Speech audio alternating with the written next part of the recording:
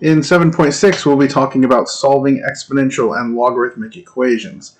This section doesn't have anything that's really new, but we are taking some stuff we've done and perhaps looking at it in a new way or applying it in a new way.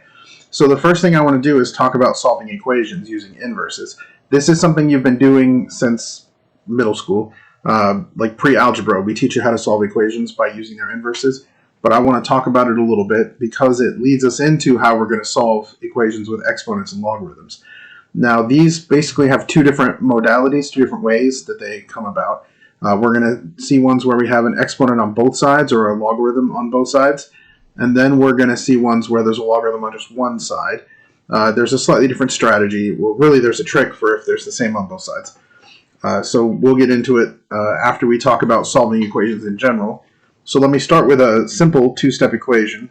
2x plus 3 equals 9. So this is the sort of equation you've seen since pre-algebra. To solve a two-step equation, you probably all just kind of know you're supposed to subtract this 3 and then divide by 2.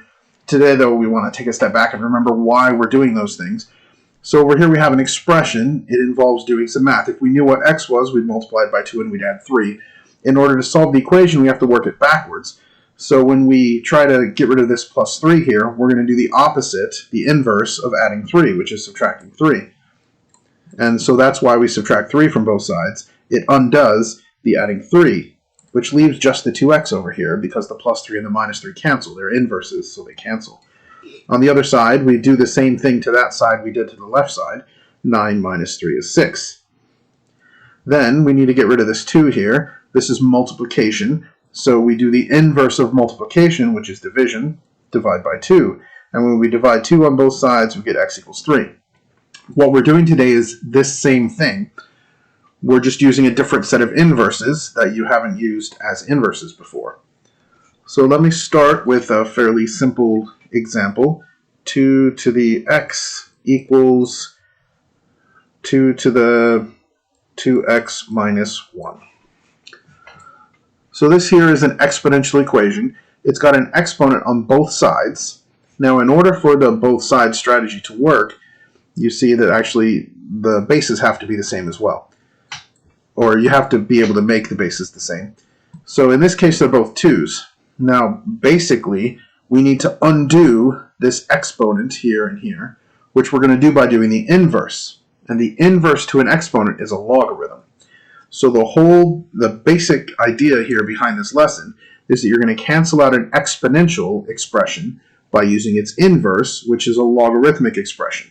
You're going to use the same log, the same base for your log, that's the base of the exponent, in this case 2. So on the left side, we're going to take the log base 2 of our expression. On the right side, we have to do the same thing we did on the left. So we do the log base 2 on the right side as well. Now in the case where there's a logarithm on both sides and the bases are the same, these will cancel on both sides very nicely and easily. Log base 2 of 2 to anything is that thing. It's x in this case. Because these cancel, they're opposites. Now over here, the same thing. Log base 2 of 2 to a power is just the power. They cancel because they're inverses. 2x minus 1. As long as the bases are the same, they're going to cancel completely. You don't really need to write this step down. If you have the same exponent on both sides, they cancel very cleanly, and you can just set the exponents equal to each other. And that's the trick for when it's same on both sides. When we only have an exponent on one side, we're going to end up with a logarithm to evaluate on one side that doesn't cancel, but we'll get to that later. Now that you've set the exponents equal to each other, all you need to do is solve for x. I'm going to do that by subtracting x from both sides. So x minus 1 equals 0, add 1, and x is 1. If you want to check that, 2 to the first power equals 2 to the, let's see, 1 times 2 is 2 minus 1, yeah, 2 to the first power. So fairly simple, x equals 1 is the solution. Let's try another one. This one's going to look a little bit different. 3 to the x equals 1/9 to the x plus 3. In this case, at first glance, it doesn't look like they have the same base on both sides. but they actually do. The issue here is that 1/9 is a power of 3. In order to do the same process we used over here, we have to rewrite this to be a power of 3. So what you have to do is figure out what power of 3 makes 1/9. Now, to make 3 into 1/9, you need to turn 3 into 9 by squaring it, and you do the reciprocal to make it into a fraction, put it on the denominator by using a negative exponent. So we want -2. 1/9 is 3 to the -2nd power. And as we learned before, if you raise a power to another power, that's multiply, so you need to distribute this -2 to the rest of the exponent, -2x minus 6. So 3 to the x equals 3 to the -2x minus 6, and now we have the same base for exponents on both sides, which means the exponents have to be equal. I'm going to add 2x to both sides here, 3x equals 6, x equals 2. So 3 squared, that can't be, oh, it was -6. That's better. This is why you should check your answers. 3 to the -2 is 1/9, and if we put -2 in here, we get 1/9 to the first power, which is the same. We use the same strategy if we have a logarithm on both sides, but, well, really it's the opposite strategy, I guess. So log base 4 of 2x plus 8 equals log base 4 of 6x minus 12. In this case, we have a logarithm on both sides, log base 4 of 2x plus 8 and log base 4. They're both log base 4, so we need to cancel out the logarithm. Now, just like the inverse of an exponential is a logarithm, the inverse of the logarithm is the exponential. So to cancel out a logarithm, we're actually going to make them into exponents. This is a process called exponentiation, which means this side here has to become an exponent, and we want to use the same base, so base 4. So 4 to the log base 4 of 2x plus 8. And we have to do the same thing to the other side, 4 to the log base 4 of 6x minus 12.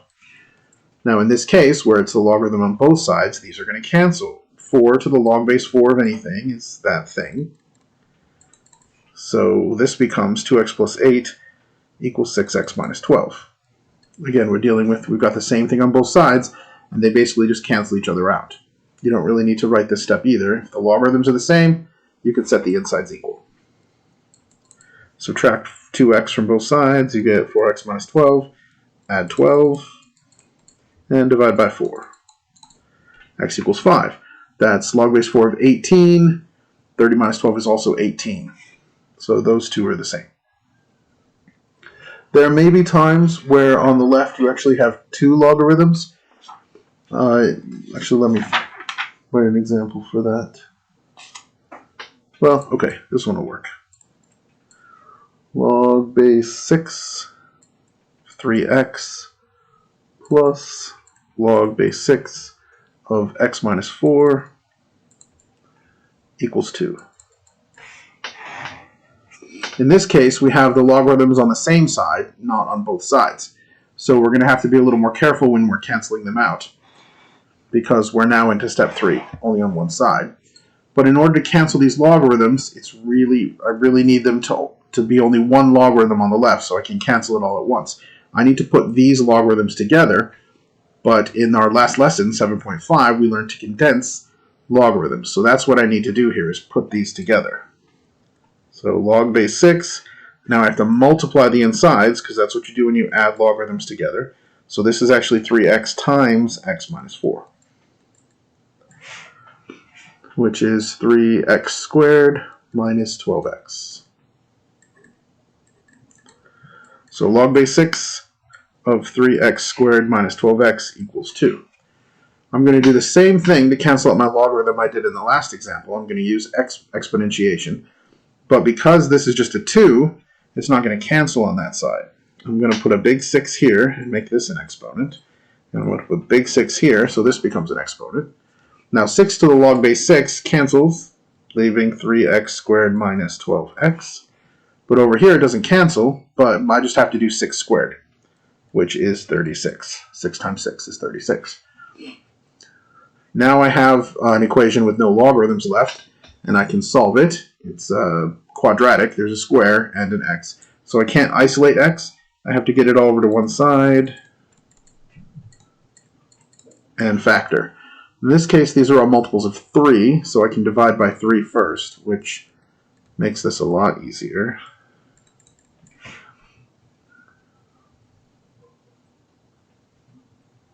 Minus divided by 3 squares. Oh, this should be 12. I got ahead of myself and divided by 4. Okay, I need two numbers that multiply to negative 12 that add to negative 4 to make this work, and that would be 6 and 2. To make it negative 4, I need negative 6, positive 2. So that means x minus 6 equals 0, or x plus 2 equals 0.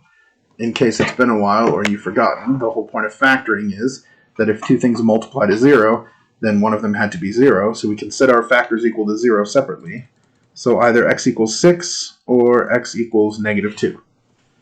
When you solve a logarithmic equation, you always need to check whether they work, because sometimes when you stick them in, it'll give you a negative inside of the logarithm. In fact, this one here, x equals negative 2, would make this log base 6 of negative 6. You can never put a negative into a logarithm, so this solution doesn't actually work, because it makes these logarithms undefined, invalid. The 6 makes this 18, and this 2, so it's going to work. Log base 6 of 18 plus log base 6 of 2 is log base 6 of 36, which is 2. So that totally works.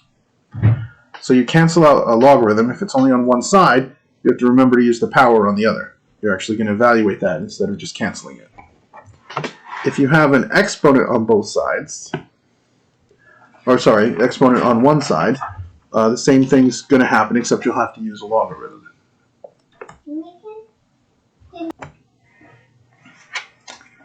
So for example, 9 to the x plus 5 equals 40. Now here, I have 9 to the x, there's a plus 5 and the 40. In order to use my logarithm to cancel, I got to get the 9x all by itself. I have to isolate the exponent, the power. So I'm going to subtract 5 first, which gives me 9x equals 35. Then I need to use log base 9 on both sides. So log base 9 of 9 to the x, that's going to cancel, leaving just x. And on the other side, I need log base 9 of 35, which doesn't work out nicely. That is an acceptable answer to me, although some teachers might require you to find a decimal approximation. If you remember our change of base formula, we can evaluate this on a simple calculator by doing log 35 divided by log 9. So we get about 1.618. I suppose we should check that. So let me bring my calculator back up here. Clearing that out. 9 to the power of 1.618 plus 5 is really close to 40.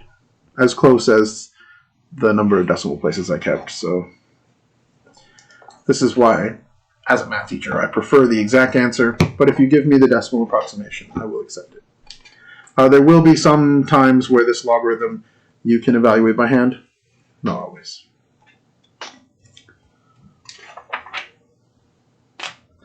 I think actually that's all you need to get started. Remember, isolate the parent function here, so if the logarithm is not alone, if there's something multiplied out front or added, make sure you move that to the other side first. If you have the same thing on both sides, they cancel a lot more cleanly. If it's on one side, you're still using the inverse, but you have to evaluate whatever's on the other side, either exponential or logarithm. So let me know if you have any questions.